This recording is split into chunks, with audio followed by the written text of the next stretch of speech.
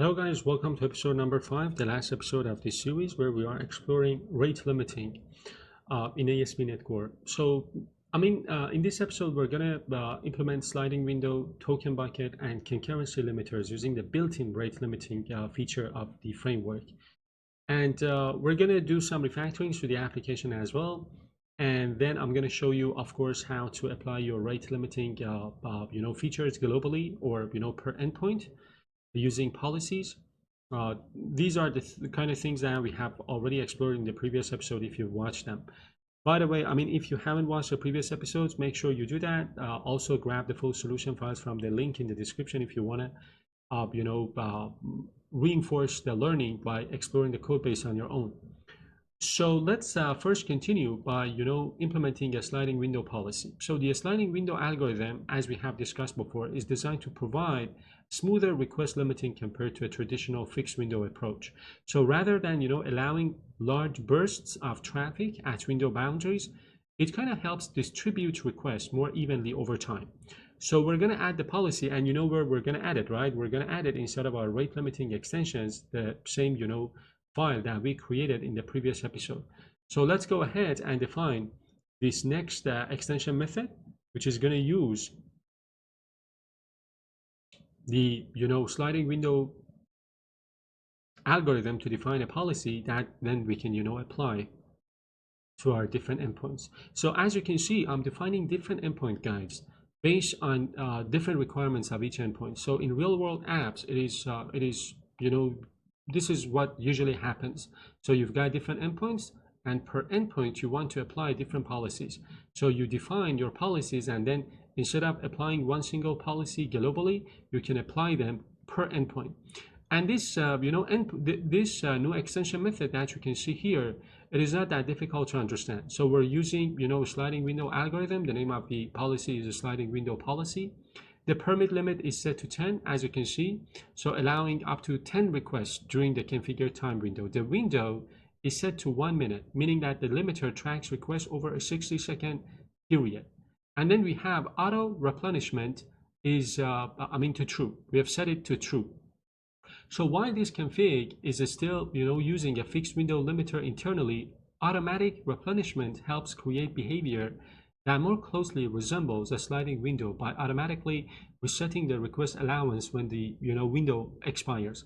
And we've also configured queue limit to 0. So this means that requests that exceed the limit are rejected immediately rather than being placed into a waiting queue. And as a result, once a client exceeds 10 requests during the configured period, ASP.NET Core returns 429 too many request response. Now we're going to attach that to the get by ID endpoint inside of the flights controller. You already know that we are using a policy here. Let's remove that and add this new policy here. Let me save everything and format the code.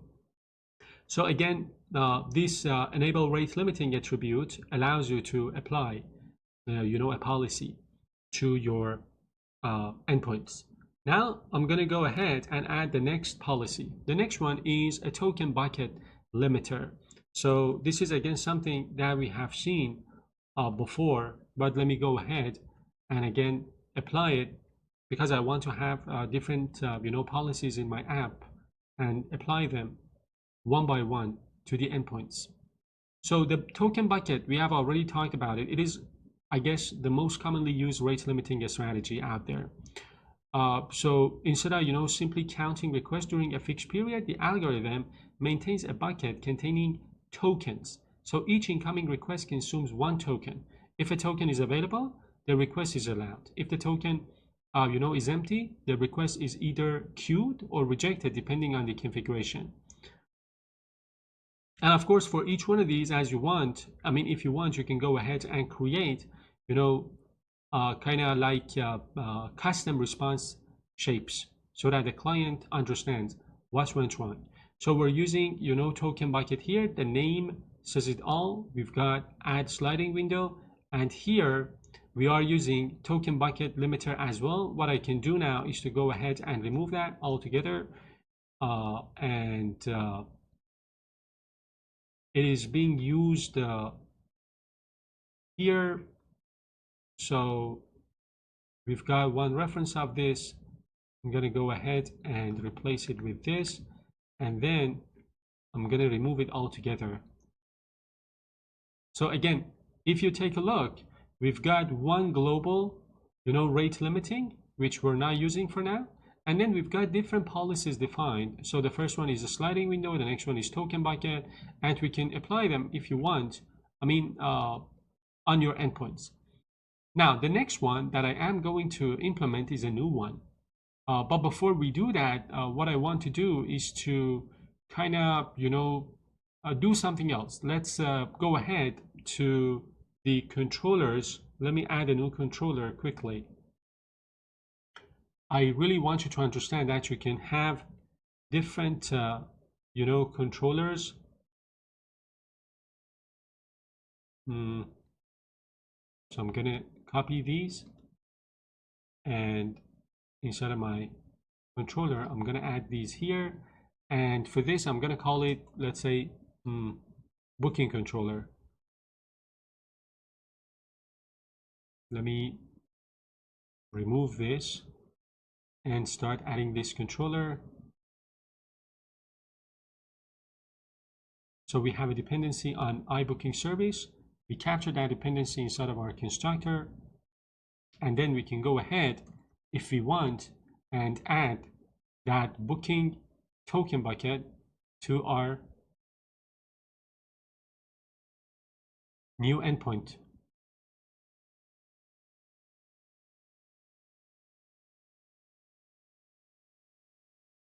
And of course, we need to add this DTO as well.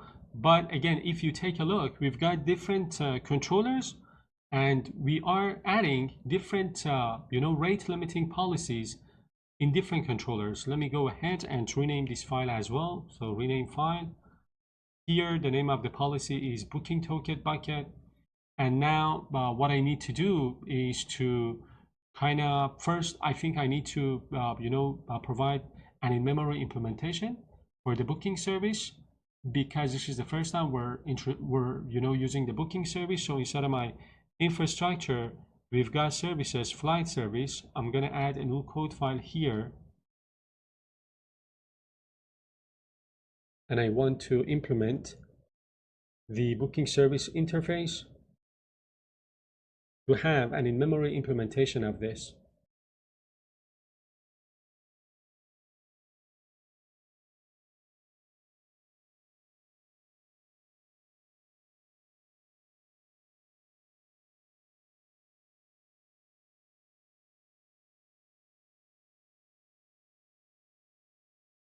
So this is the first method, create booking async. I just need to adjust a few things. And of course, we're going to have to implement the next method as well, coming from our interface. It is called get user booking async.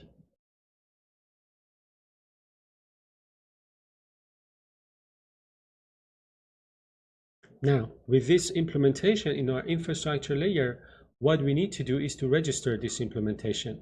So I need to go to my application services extension method. So instead of my, let me search for it. So I think I remember where the flight service was registered. So services.add scoped flight service. This is the place. It's inside of the infrastructure layer, right? It's inside of the API layer.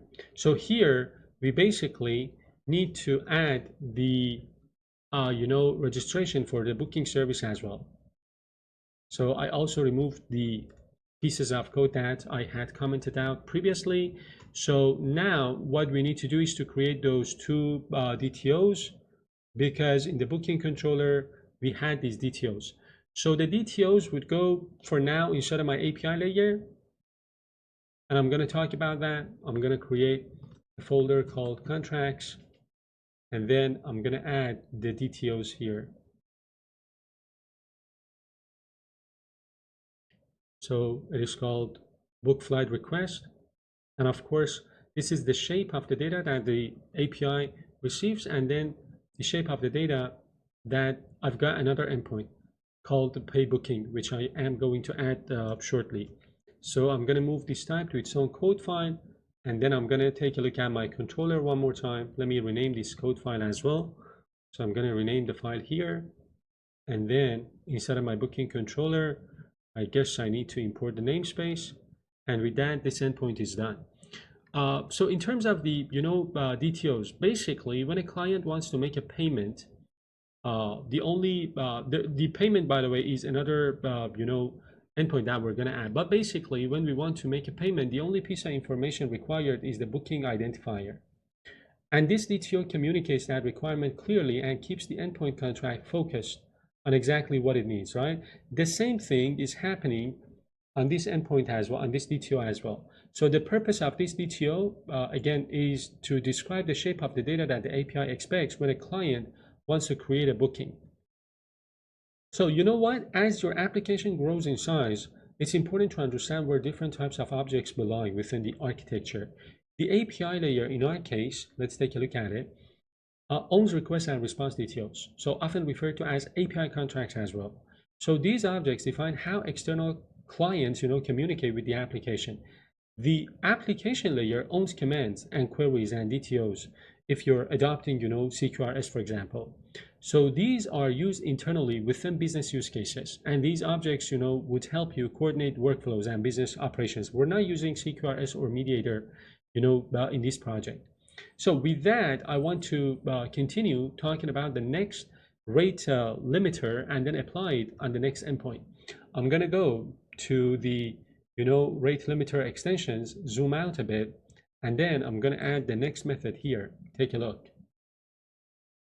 So the concurrency limiter, and I'm going to show you how to test that. So unlike the previous approaches that focus on limiting requests over time, this concurrency limiter focuses on how many requests are actively running at the same time. And this is especially useful for endpoints that perform heavy operations, such as payment processing or long-running business logic. So we're defining the policy, and then we're configuring it, and then we want to apply. But before we do that, because this is the first time we're seeing this, let's briefly talk about it. So as I said, this is a rate limiter that kind of limits how many requests can run at the same time for a given user. The partition key that we have decided to use is based on the user's identity, which basically means that each authenticated user gets their own concurrency limit. If the user is not authenticated, the fallback key anonymous is used. You see anonymous? The permit limit has been set to 2, which means that only 2 requests are allowed to execute concurrently. Any additional requests must either wait or be rejected depending on the queue configuration. We also set queue limit to 1. Queue limit to 1 means that 1 extra request is allowed to wait in a queue while it waits for a running request to complete. Any further requests beyond that are rejected immediately. And this makes the concurrency limiter particularly useful for protecting expensive operations from being overloaded, while still allowing a small amount of control waiting. Now, inside of my new controller, the booking controller, we have one endpoint. What I am going to do is to add another endpoint to this for applying this payment concurrency policy. You see we're using that DTO.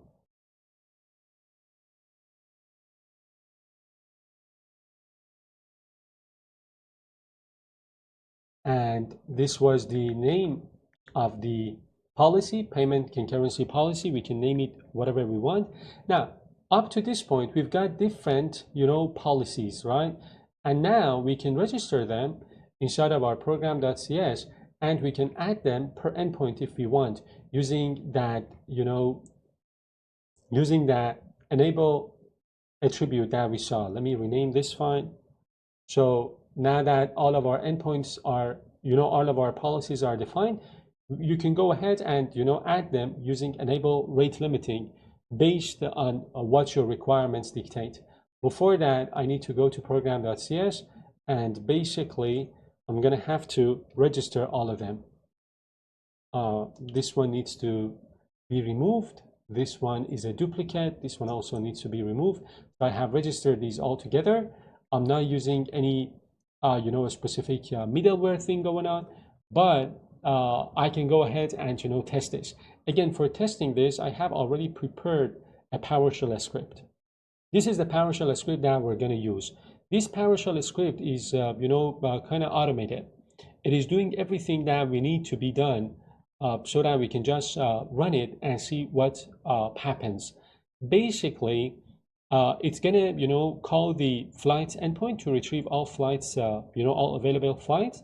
There is only one flight in the system. We're gonna take the first flight from the response. We're gonna extract its ID. We're gonna use that flight ID to create multiple bookings by repeatedly, calling the booking endpoint, and its response returns a booking object. And then we're gonna store each booking ID in an array. And once all bookings are created, we move to the most important part of the test. We're gonna send, concurrent request to the payment endpoint because we want to test our, concurrency policy. So instead of executing requests sequentially, we're gonna use, PowerShell jobs to trigger multiple requests at the same time. And this is essentially, important because the concurrency limiter only becomes visible when the requests overlap in execution. And finally, we are gonna, collect everything and we're gonna show them to the outputs, the response status code, the execution time for each request, and so on. The timing information, I guess, is very important because it is, clearly gonna show how requests are being queued or rejected. Now, let me do something. I'm gonna build the whole solution, make sure everything builds. Let's make sure the API is not running. I'm gonna stop it. Now let me run my API. And then without concurrency rate limiting applied, I'm gonna go ahead and run this file, concurrency pay. So we got the flights. This is the first flight that we have. We have created the bookings. The concurrency was applied on the payment endpoint, if you remember. So the bookings are created. We have, the GUIDs of our bookings. And now we need to call concurrently the payment endpoint, passing these bookings to the request, to the endpoint. Now sending concurrent payment requests.